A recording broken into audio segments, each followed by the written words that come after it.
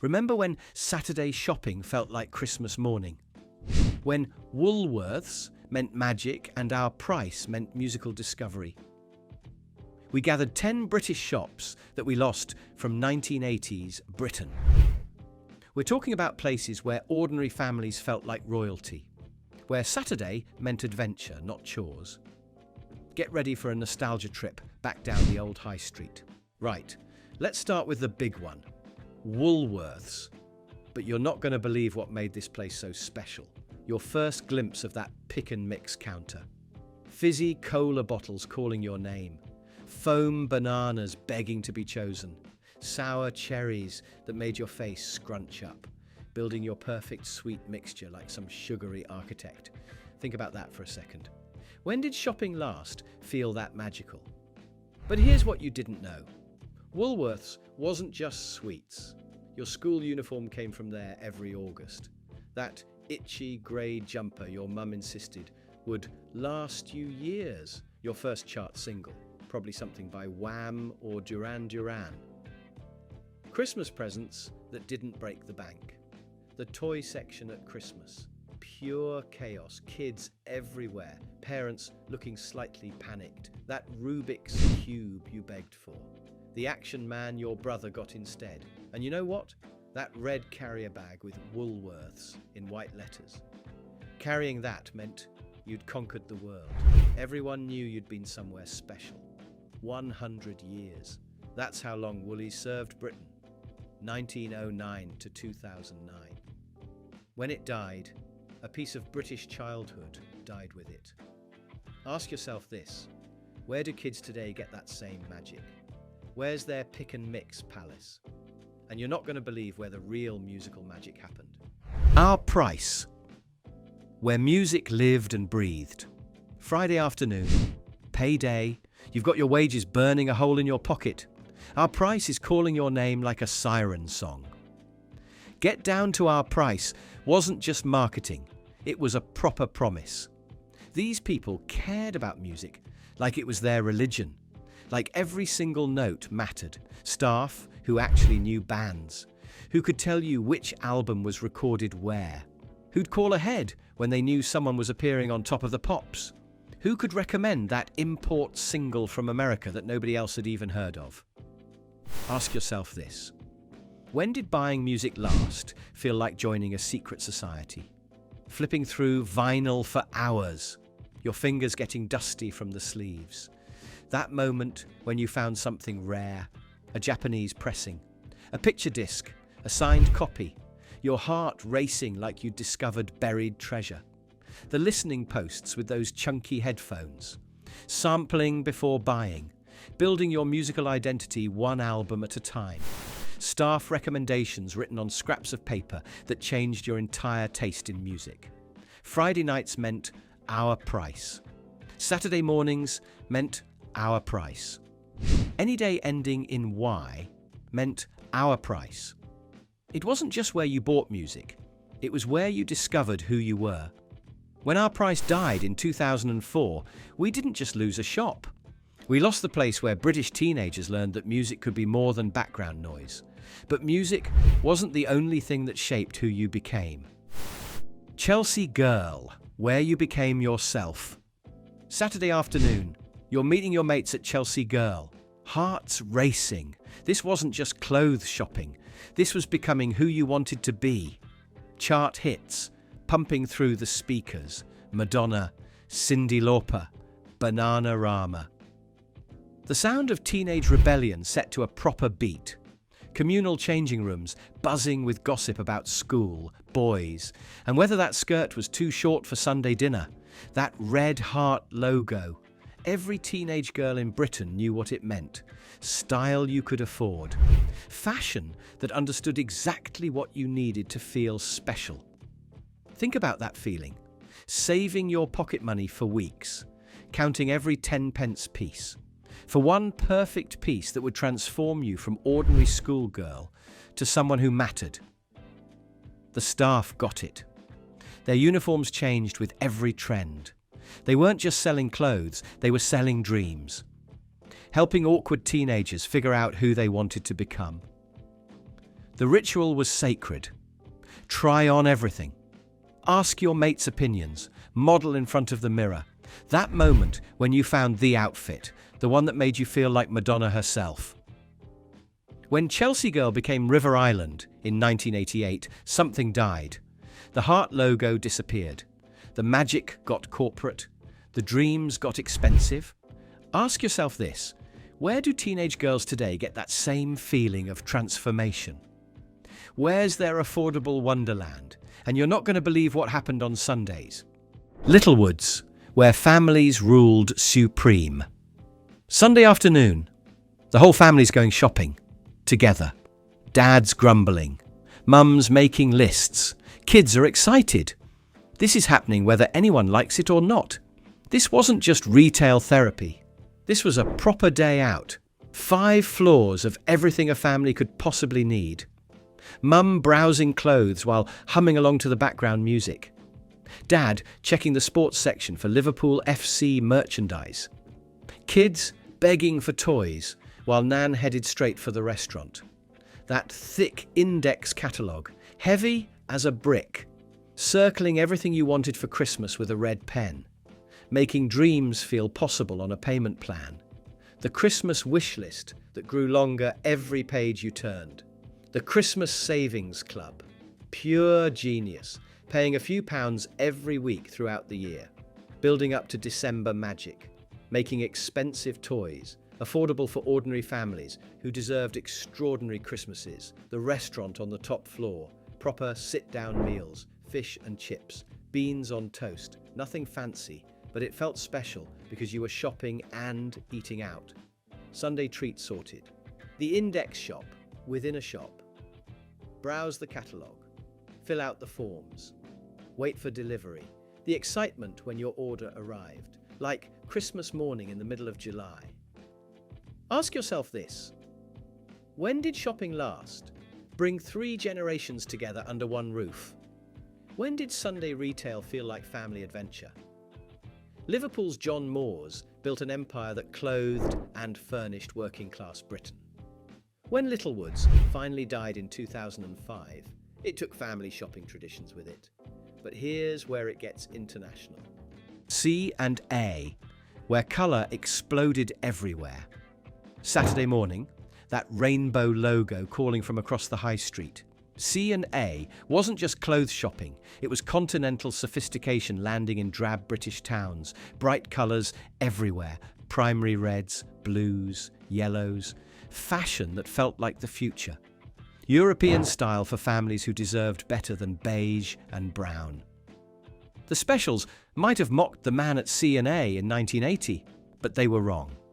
This was reliable style for families who wanted to look good without remortgaging the house.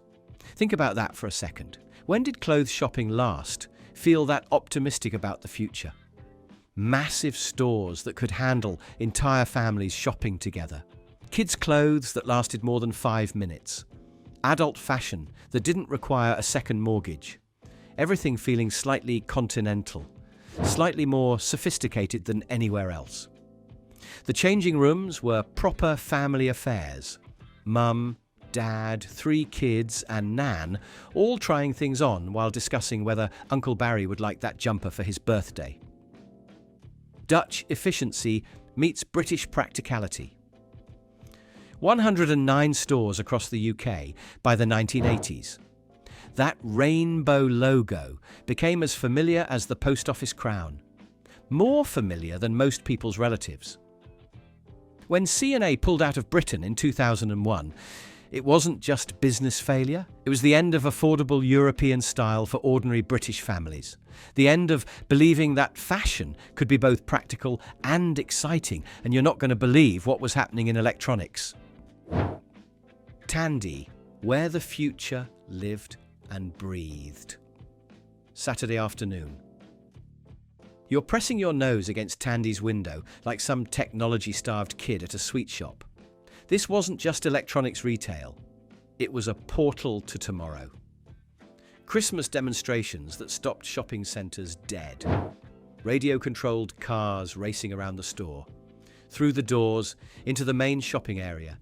Kids scrambling to control them while parents watched. absolutely amazed that toys could move without strings. That annual catalogue, thick as a phone book, like a wish book for people who dreamed in circuits and resistors. Every page promising that you could build the future with your own hands. Staff in shirts and ties who actually understood technology, not just selling gadgets, explaining how they worked, why you needed a particular resistor, how radio waves carried voices across continents. Amateur radio enthusiasts treating Tandy like their local pub. Weekend tinkerers finding components that would make their inventions work. Kids discovering that electronics wasn't magic, it was science you could learn. The CB radio craze. Everyone wanting to be Rubber Duck or Smokey Bear. Tandy, selling dreams of communication freedom. The idea that ordinary people could talk to strangers across the country just because they wanted to. Ask yourself this. When did technology last feel that exciting, that accessible, that possible for ordinary people? Calculators that seemed impossibly advanced. Radios you could build yourself. Early computers that promised to change everything. And they did, just not how anyone expected. When Tandy died in the late 90s, we lost more than electronics retail. We lost the belief that technology should be understandable, buildable, and exciting for everyone. But some places made everyday life feel special. British home stores, where Middle Britain found its dignity. Thursday afternoon, you're heading to BHS with Mum for something that should be boring. New curtains, maybe a lampshade. But BHS made even mundane shopping feel like an event. That legendary cafe on the top floor. Families made special trips just for lunch. Not because the food was fancy, it wasn't. But because it was clean, spacious, and served proper British food at prices that didn't insult your intelligence. The lighting department, unmatched on any high street. Rows and rows of lampshades, chandeliers, table lamps. Everything you needed to make your house feel like a home.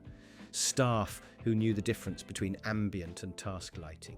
Staff in those distinctive dark blue uniforms who actually helped, who remembered your face, who'd ask about the lampshade you bought last month, who treated shopping like customer service actually mattered. Think about that feeling.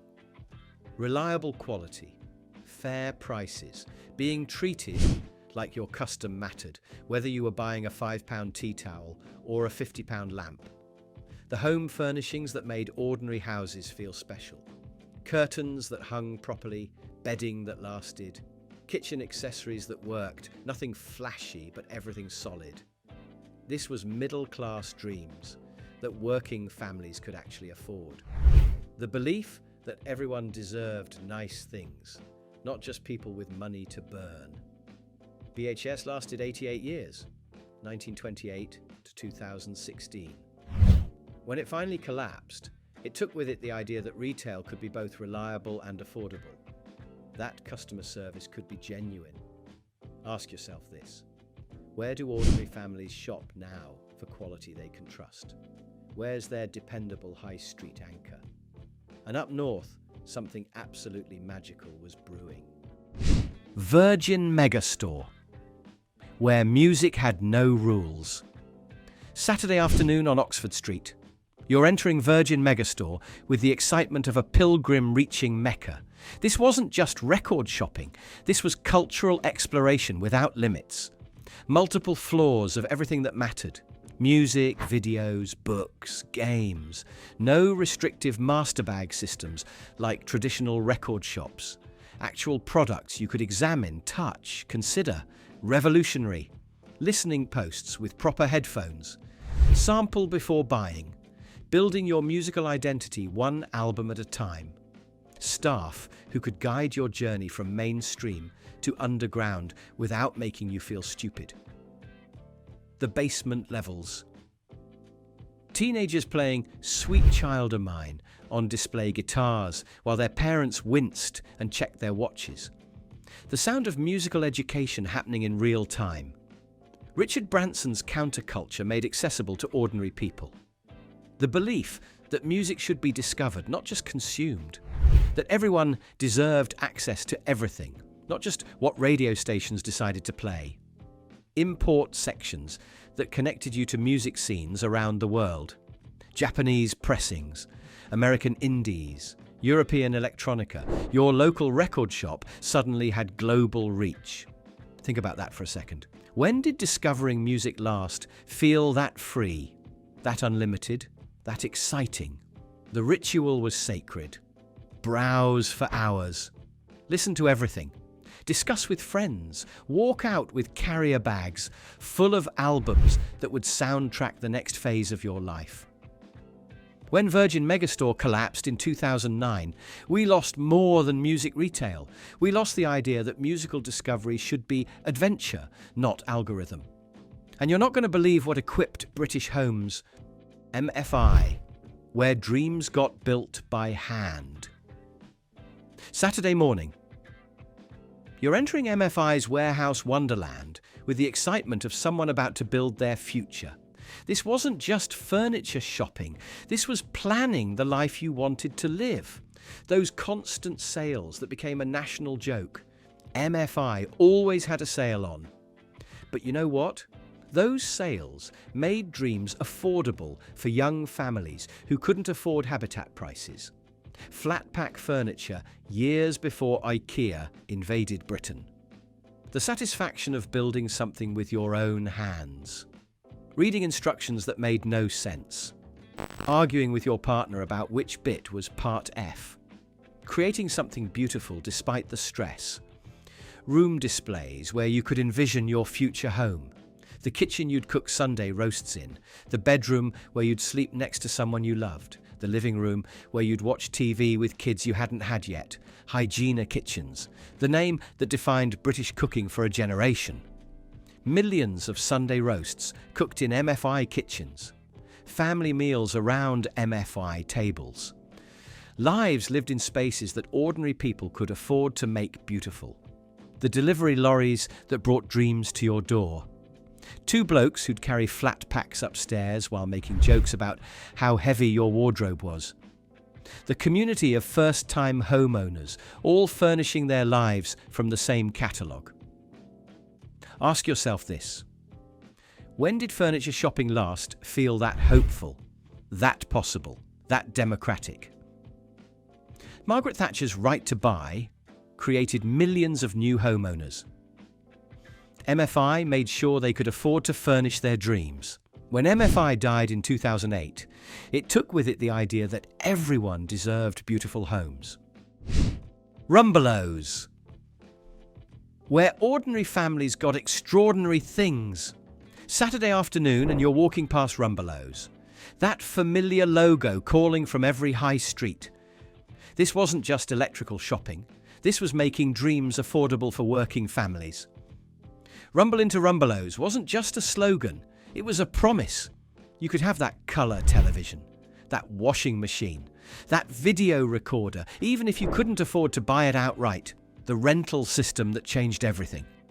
Pay weekly. No massive upfront costs. Suddenly, technology wasn't just for people with money. It was for everyone who deserved better. Think about that for a second. When did getting a new TV last feel that accessible, that possible for ordinary families? Your first family colour television from Rumbelows, delivered and installed by blokes who knew what they were doing. The excitement of upgrading from black and white to living colour. The whole family gathering to watch Coronation Street like it was the cinema. The washing machine that meant mum didn't have to trek to the laundrette every week. The video recorder that let you tape Dallas while watching EastEnders. Technology that made life genuinely easier. Ask yourself this. When did electrical shopping last feel that personal? That focused on helping families rather than extracting profit? Staff who'd arrange payment plans that actually worked? Who'd service what they sold? Who understood that a washing machine wasn't just an appliance, it was freedom? When Rumbelows closed in 1995, working families lost their gateway to modern technology. The place that believed everyone deserved the latest appliances, not just people who could pay cash. What we really lost. Here's what those retail experts couldn't tell you. When these shops disappeared, we didn't just lose places to buy things. We lost 3 sacred things that made Saturday shopping feel like the best day of the week.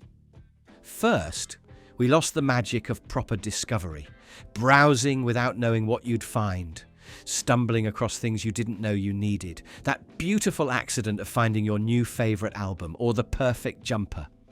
Second, we lost genuine community, staff who knew your name, your kids' names, your anniversary, families shopping together across 3 generations, shared experiences that connected complete strangers. Third, we lost the belief that ordinary people deserved extraordinary experiences, that shopping could be adventure, that high streets existed to make communities feel special. These places taught us something beautiful that we've forgotten. Shopping could be social, staff could care about more than just sales. You didn't need much money to feel rich, just access to pick and mix and unlimited dreams. We lost Saturday being family time instead of task time. We lost shops that remembered us. We lost the ritual of discovery that made every shopping trip potentially magical. Most importantly, we lost that special British genius for making ordinary things feel extraordinary, for turning shopping into relationships, for creating community spaces that happened to sell things. Those Saturday mornings when the high street felt like the centre of the universe, when every shop held possibilities, when shopping felt like the most exciting adventure imaginable. That magic existed. We lived it. And maybe that's enough. Which lost shop breaks your heart the most? Your first pick and mix selection that took 45 minutes to perfect. Finding your new favourite band at our price while the staff nodded approvingly. That perfect flat pack wardrobe you built with someone you loved? Drop your shopping memories in the comments. I read every single one, and they always transport me back to Saturday mornings when the high street felt like the most exciting place on earth. And if this brought back some proper nostalgia for the shops that made us feel special, smash that subscribe button. Because there's so much more about the Britain we grew up in that deserves remembering. So many more Saturday morning adventures that made ordinary families feel extraordinary. What other slice of lost Britain should we explore next? What other memories should we rescue before they disappear forever? We also done a video on 10 British seasides that peaked in the 80s. Feel free to check it out.